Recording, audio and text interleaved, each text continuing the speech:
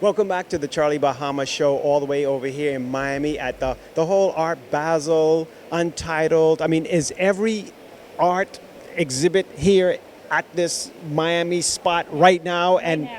Right now. And once again, we are here with, I guess, almost like our guest. I mean, or no, more our host. You're our host over here because we are here once again to see you guys at the Tern Gallery. But now it's a little different because before it was last year, which I liked much better, it was all women. And you were right on the other side, and now you're here with three guys, three fabulous artists. So tell me a little. Which I like better. Now I'm with the guys. So I got three. It's also very different because last year it was like very colorful, like a lot of sequins, a lot of color. But we really wanted. You actually are dressed perfectly. We wanted to like throw away the ideas of the Caribbean that people think everything is like colorful. Everyone's happy all the time. So we came with a very different kind of a booth, a very like strong booth, black and white, very conceptual. And yeah, we brought three male artists that we work with and that we love. And we're doing amazingly. So we're really happy, always happy to represent the Bahamas, 242 to the world. And and that's it. So we've had a great fair and we'll continue to. All right, well, let's talk to them. Oh, now, Blue is over there. Blue is so... Blue, are you going to come? Blue said earlier, and this is Blue Curry over here, so everybody knows Blue. I mean, you've been in the art world for a while. How long have you been doing art? At least, I mean, I had my first shows in Nassau in the late 90s, 2000s, yeah. I had a show at Central Bank, a solo show in 2000, so that's a long time. Yeah, it's a long time, all right. And Blue, as Blue said, I said, Blue, you got to come on the show, let's talk. He's like, listen, I'm an artist. I'm not a talker or a writer. If I was, I'd be a journalist or doing your show. But you got to tell me a little bit about your art. Now, we see over here, and George is going to get cutaways of that for you, this sort of installation. Is that what you would call yourself, an installation style artist? Yeah, I suppose so. Installation art, sculpture, and working with kind of not working in a traditional way, but working with objects. Assemblage art is working with found objects. So that's basically one of the ways I work. I also use video and some kinds of public engagement, engaging with the audience directly. But but sculpture like this is pretty typical of what I do. So what you're looking at are these pieces on the floor. They're usually square pieces that I call islands, and so each one is made up of decided materials that are really common and familiar to us in the Bahamas. Mostly they're used by the tourism industry and sort of. They're images of the Bahamas. Like I don't know if I can kind of explain that. No, I get it. Things that we sort of know as soon as we see them. Like any Bahamian walking by here will be like, Urch. Yeah. I mean, you know what the conch shell is. You know what the hair braids are. But what they come to represent for an outside audience consuming the Bahamas, we end up being just hair braids or just conch shells. And so I work with those materials and try to flip them into a conceptual space to get people to understand that we can also smartly work with those materials that are kind of framing us and trapping us in stereotypes that the tourism industry, they sort of push these on us and their behaviors and motifs that become familiar, but they trap us. Yeah. Well, for someone who says he doesn't like to talk, you really, I mean, that was deep, okay? I mean, it knocked my head, but that was really deep. But I really get it. I mean, because this is the thing with art, it's more than just what you see. But now I'm seeing this here. Tell me a bit about this. Sure. So in considering how we're viewed by an outside audience and consumed, and how we present ourselves as a touristic product, there are certain aesthetics about that, about the beach holiday, about the tropical Caribbean-ness that people expect when they come to the Bahamas or to the wider Caribbean. So I've started to recognize that as a sort of aesthetics of leisure.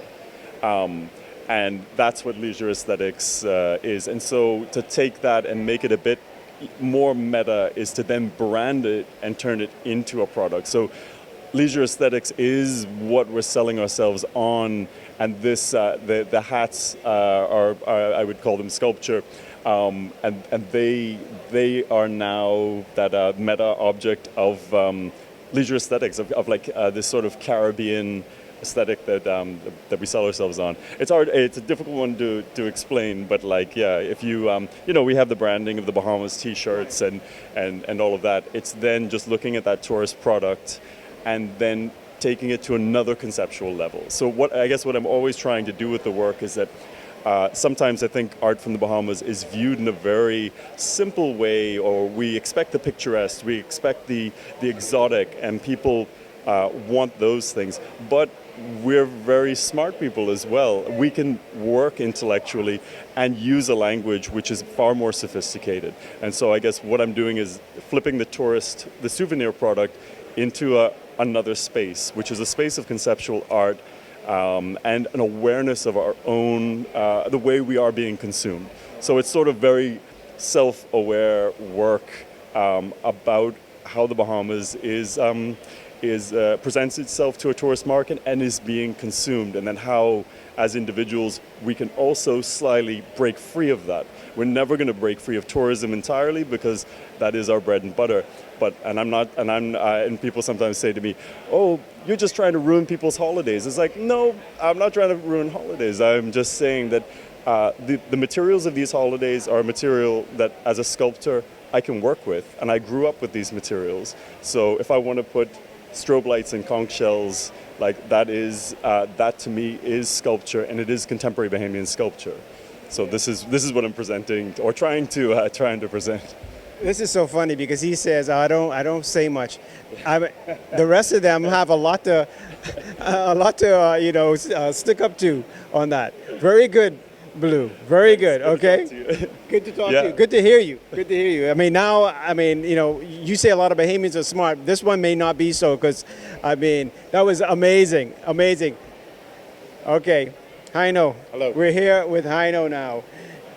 You have to top that. Did you hear what he was saying? It's so I hear it all deep. the time. I hear it all the time. We go way back. I can imagine. Oh, I'm sorry. No, but no, that was amazing. This is the thing about art. It's just deeper than what you see. But I've always liked your art as well. The way you like free flowing your brushstrokes and everything. So tell us a little bit about some of your art, and also what you're trying to convey. For this exhibition or presentation, it's all work on paper. I draw quite a bit, and I get a lot of my inspiration just in my immediate area in Chippenham, in Nassau. And I just watch what people are doing, and I just make mental notes. And if something is interesting, if I see somebody doing something interesting that sticks with me over time, then I was like, let's figure it out through the drawing. So I participate in an environment just by filtering it through the work, very often, and all the nuances. So very, I'd say in a different way, but similar to what Blue is saying about understanding our place in the Caribbean, our place as Bahamians. It's just figuring out, for me, it's very interesting how the body navigates those spaces in a very literal and almost visual way. And so I'm very interested in that, in just understanding how the body navigates the space, especially the space that I occupy as well. And and I interpret those into my drawings, and they end up being very rough over time. Like a lot of the paper, and people kind of get excited how rough everything is, but they have a ton of failed drawings underneath it, and then the surfaces build up over time, and erasure and adding, taking away, adding, taking away, and then over a period of time, I just end up with the work, and I'm like, this is the best I can do. It feels right. It's doing something that is familiar for the space. I can connect with it, and then that ends up being the work. Well, you say a ton of failures, but it's more the foundation, right? Yes, yeah. When I say failure, I like that. I like the work that goes behind it. I always, I save everything. My studio is just a pile of paper that I just revisit, and then, and it all becomes part of the history of it, and I like that. And then also just being in the Caribbean space, in the Bahamian space, there's something about the economy of art that I really appreciate. So I recycle quite a bit, because supplies are expensive, even as a student. I would tape receipts together. I would go into the food store and tape receipts, and that would be my drawing pad. So when you look at the paper, like a lot of it is often like taped together. That's just from a history of me recycling found material and then just working on that and over again. And yeah. Heino, thanks so much for that. And we've been showing you all the work as we've been talking as well. So now we're gonna shift over to I call him Drew Cool. So he's Drew Cool because he's just over here being cool, and I love that T-shirt. You know, I have that in fact, I've worn a T-shirt like that, Joy Division, on my show. But Drew Cool, no, it's Drew, but Drew Weech, right? Yes, Drew Weech. All right, Drew Weech. Now, can we now get up and I want to see your work. All right, let's show people your work.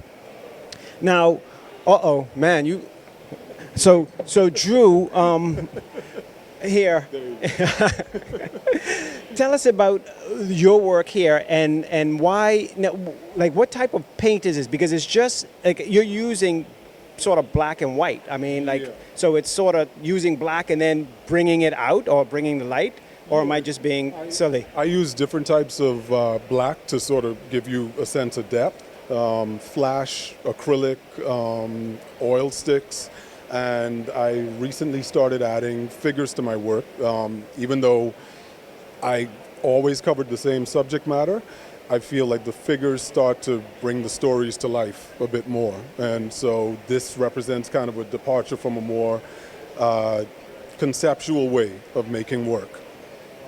Now this is great, man. This is really cool work. And I guess, because listen, your shirt matches. Did you do this on purpose? No, I always wear dark colors.